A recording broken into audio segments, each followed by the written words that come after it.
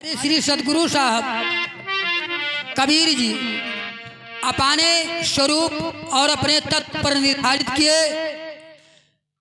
आइए भजन सुने, आनंद ले। अरे लगौली अरिया, अरे हो लगौली अरिया,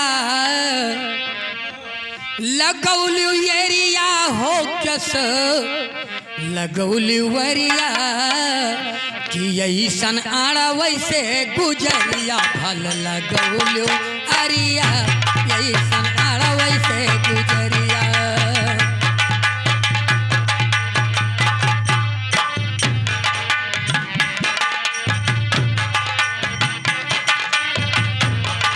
लगौली अरिया ऐसन आड़ा वैसे गुजरिया भल लगौली अरिया, ऐसन आड़ा वैसे गुजरिया।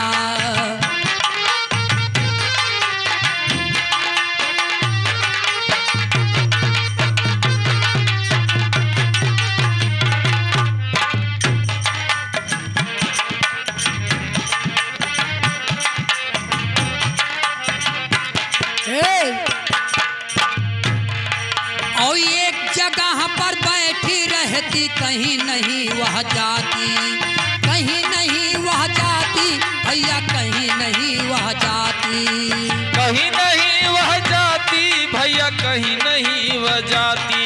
और सारी जग तो खाई लीन वह, सारी जग तो खाई लीन वह, हर तबहू नहीं अघाती, खाली देखली में डरिया भल लगौली अरिया, बैठी ताकली में डरिया।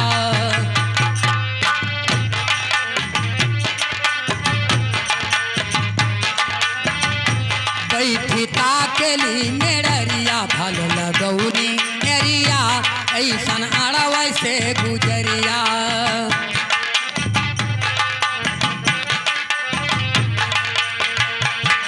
और पाँच पूत नैहर में भैल 25 भैंस ससुरारी,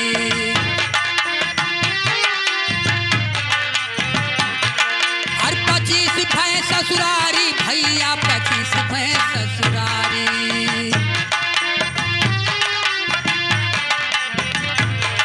और 5 पूत नैहर में बाटे 25 भैंस ससुरारी।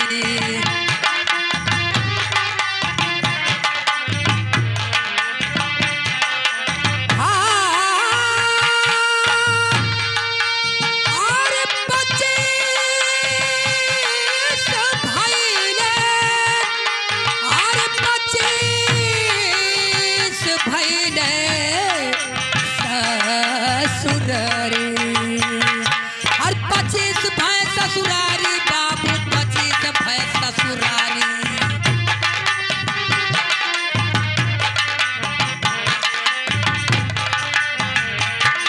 और पियवा वन से हारी गए हैं, पियवा वन से हारी गए हैं, और जठबू भैल यारी, देवरा सोवला से जरिया भल लगौली अरिया, देवरा सोवला से जरिया।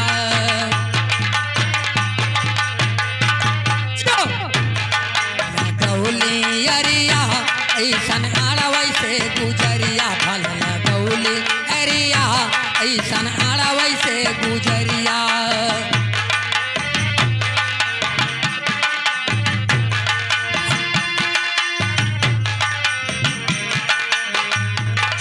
और 5 ब्याह नैहर में भैल 25 भैंस ससुरारी।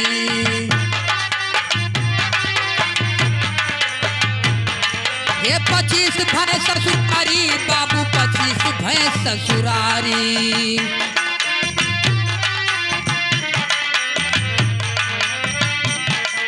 अरे ब्याह भैल ना भावर घूमा, और ब्याह भैल ना भावर घूमा, और फूलल भारी पेट, और फूलल भारी पेट, झंख साजन बिन संवरिया, ए झंख साजन बिन संवरिया हो झंक साजन बिन संवरिया। क्यों?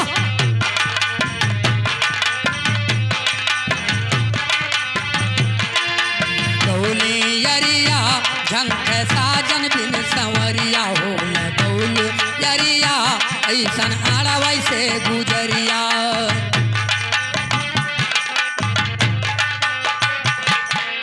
पियत फूल का भियत न भइल कुआ जाय तीरथ पानी। है हमारे साहब लिखते हैं कि कस्तूरी ना भी बसे अच्छा मृग ढूंढे बनमाही और यही सोया तमुचेतना कि मूरख बूझत नाही। जब तलक परख में नहीं आता है तब तलक घूमो है तो आर पियट फूल गए फियट न भइल तीरथ पानी।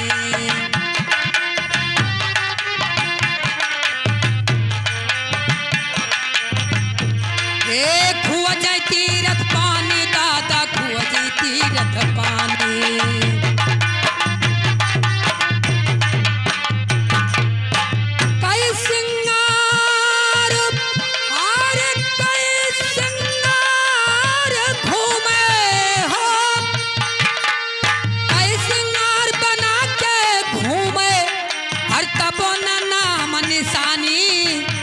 बीतल जाल कुलऊ मिया हो न गौले हरिया बीतल जाल कुलऊ।